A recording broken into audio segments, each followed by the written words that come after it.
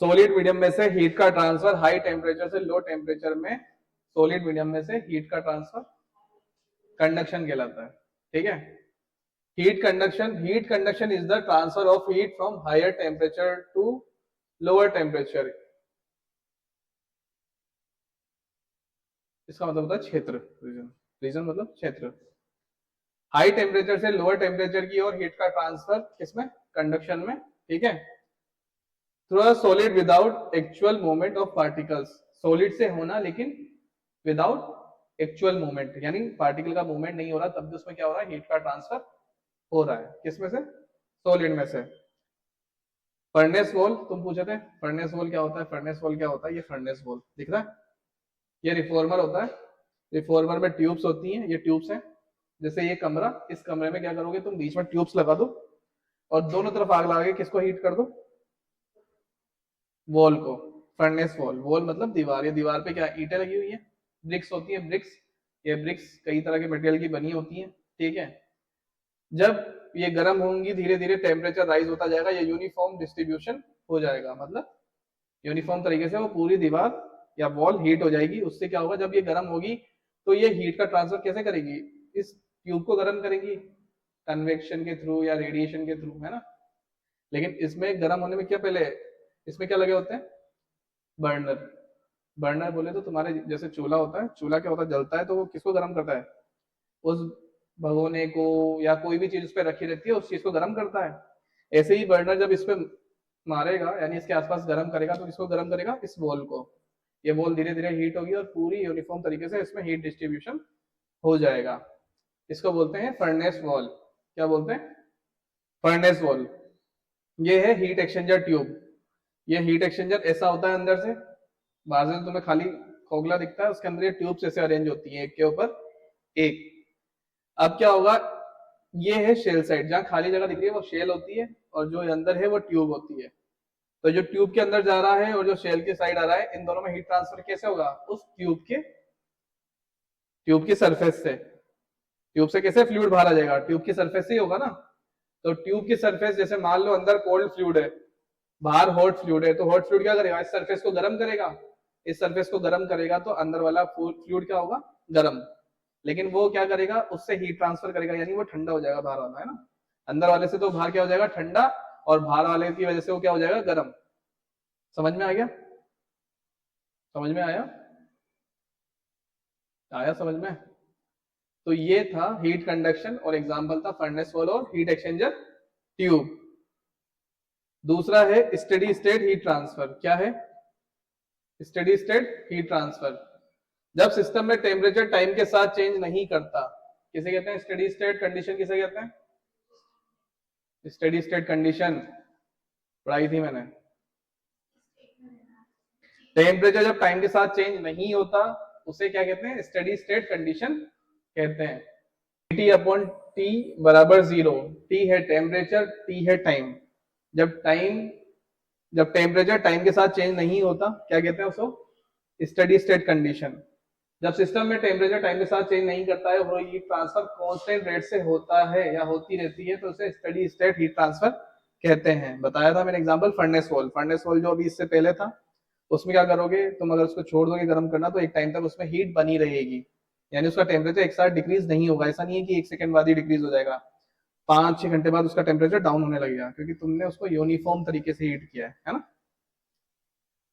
फोरियर्स law of heat conduction या heat conduction का basic law है, ठीक है, Fourier's law. Fourier's law of heat conduction क्या है, Q बराबर minus K A D T upon D X. ये पढ़ा चुका हूं मैं, लेकिन इसको दोबारा रिपीट कर रहे हैं। पिछली क्लास में हमने डिस्कस कर लिया था, लेकिन अभी क्या है एक बेसिक, उसके बाद Q क्या है, हीट ट्रांसफर रेट, के थर्मल कंडक्टिविटी, ए एरिया, और D T upon D x क्या है, temperature gradient. Steady state condition, ये काम की चीज है। For one dimensional conduction in a plane wall, temperature is a function of x only, heat is transferred the direction only।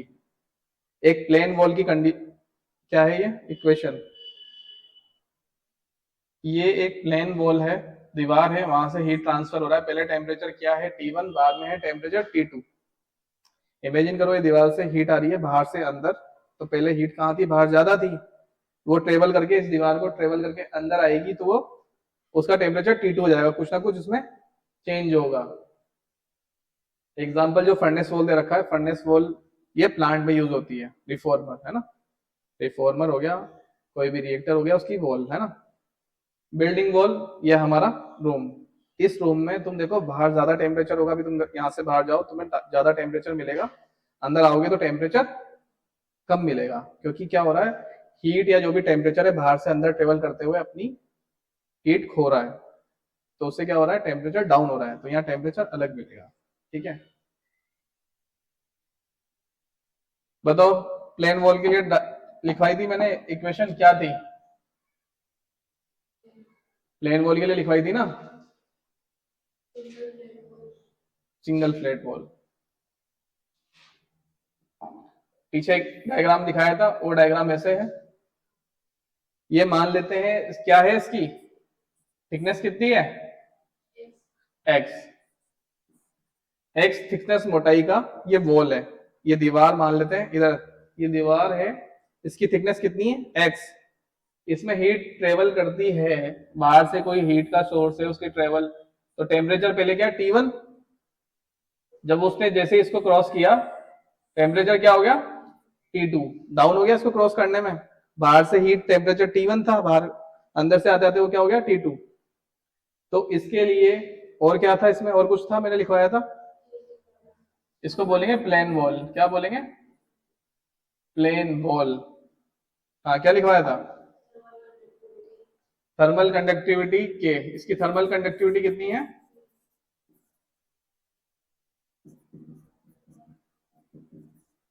Thermal conductivity के है इसके लिए, और हाँ ए और बी,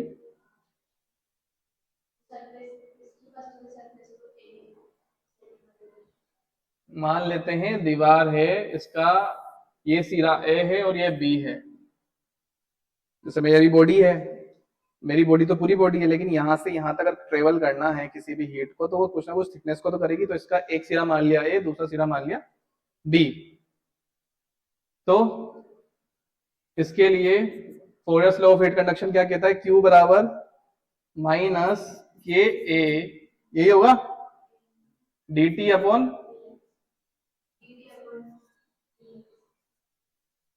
dx, समझ में आ गया फोरियर्स लॉ क्या कहता है, हीट रेट बराबर टेम्परेचर ग्रेडियंट, या हीट रेट किसके प्रोपोर्शनल होता है, टेम्परेचर ग्रेडियंट के, क्या करूंगा फिर मैं इसमें,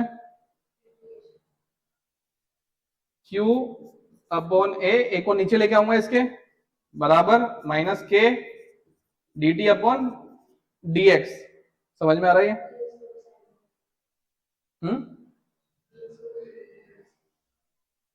यहां तक समझ में आ गया, ईमान ना, क्या करेंगे यहाँ पे Q अपॉन ए, क्या करेंगे, इस dx को यहाँ पे लेके आऊंगा, ठीक है, तो क्या हो गया Q अपॉन ए dx, इधर क्या बचा, बराबर माइनस के dt,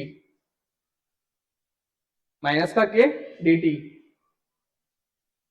Q अपॉन ए, अब मुझे एक बात बताओ, इसकी थिकनेस कितनी मानी थी मैंने, x, तो इसका इंटीग्रल कहां से कहां तक होगा, 0 से x है ना, 0 से x dx माइनस के, और इसका टेम्परेचर कहां से कहां चेंज हो रहा है, T1 से T2, T1 से T2 और dt, हम इंटीग्रल कर रहे हैं, तो क्या लिखेंगे इसमें, बोथ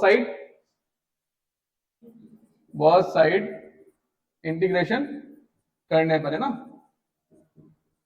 इंटीग्रेशन करने पर लिख सकते हैं, तो क्या होगा इंटीग्रेशन Q अपॉन ए, क्या होगा dx का क्या होगा x, लिमिट क्या आएगी इसमें x और 0, अपर लिमिट x और लोअर लिमिट 0, बराबर माइनस के, इसका dt का क्या होगा t, और अपर लिमिट T2 और T1, यही होगा, फिर क्या होगा Q अपॉन ए एक्स, माइनस 0 करूंगा कोई सेंस नहीं है इसका, बराबर माइनस के T2 माइनस T1। होगा नहीं होगा ये? अब क्या करूंगा मैं, इस माइनस को अंदर गुणा कर दूंगा इसके ना, ब्रैकेट क्या है, इस माइनस को इसके अंदर गुणा कर दूंगा, मल्टीप्लाई कर दूंगा। तो क्या होगा ये, Q अपॉन ए बराबर, सॉरी x आएगा, Q अपॉन एक्स बराबर माइनस अंदर जाएगा तो ये k ऐसे का ऐसे रहेगा, T1 माइनस T2। ये T2 तो माइनस का हो जाएगा और T1 प्लस का हो जाएगा। यहां तक समझ में आ गया? समझ में आ गया?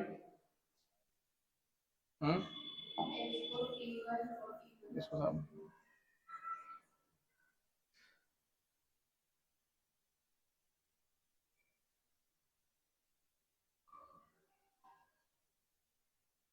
क्या करेंगे इसके आगे, Q अपॉन ए एक्स बराबर के T1 माइनस T2। ये आया उस उधर से, इस वाले टर्म से मैंने क्या कर दिया, ये लिख दिया। अब आगे क्या बनेगा,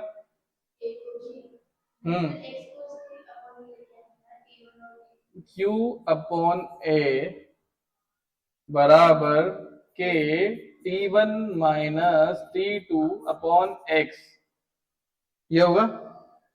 कैसे आया, इस x को मैंने इस टर्म के नीचे भेज दिया, ठीक है ना। तो Q अपॉन ए बराबर T1 minus T2 x upon k लिख सकता हूं। ये एक k क्या है, इसके अपॉन में आ जाएगा इधर, आया समझ में? फिर आगे क्या होगा,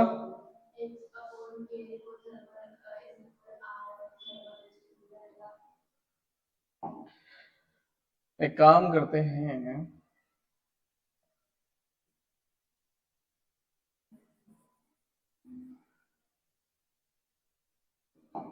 x अपॉन k को क्या लिख सकता हूं मैं, x अपॉन k होगा r, थर्मल रेजिस्टेंस। क्या बोलेंगे उसको, थर्मल रेजिस्टेंस। थर्मल रेजिस्टेंस क्या होता है,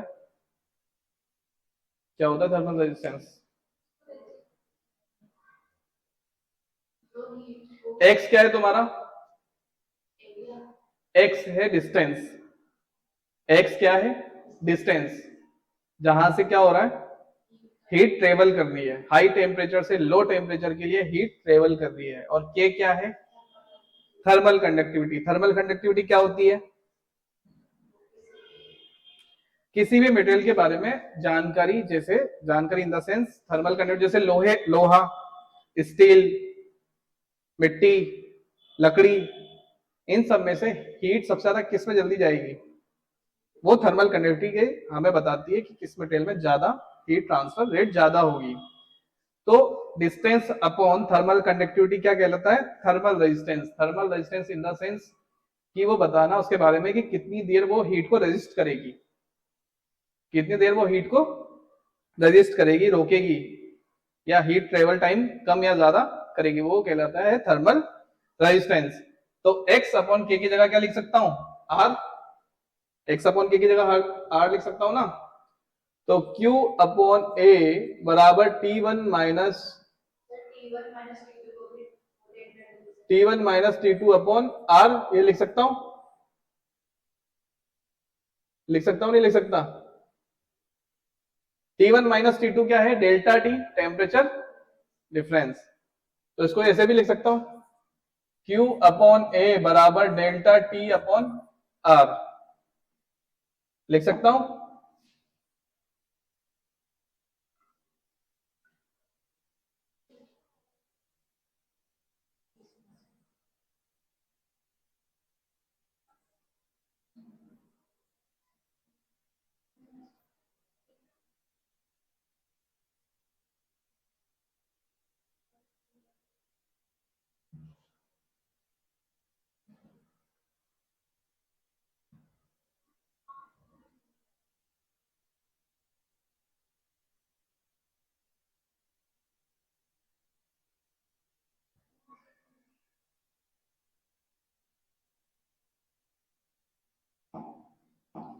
इसको क्या लिखा था मैंने, Q अपॉन ए बराबर T1 minus T2 upon R।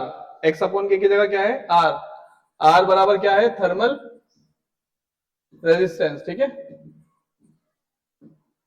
Q upon A बराबर डेल्टा T अपॉन R। किसके लिए इक्वेशन है ये?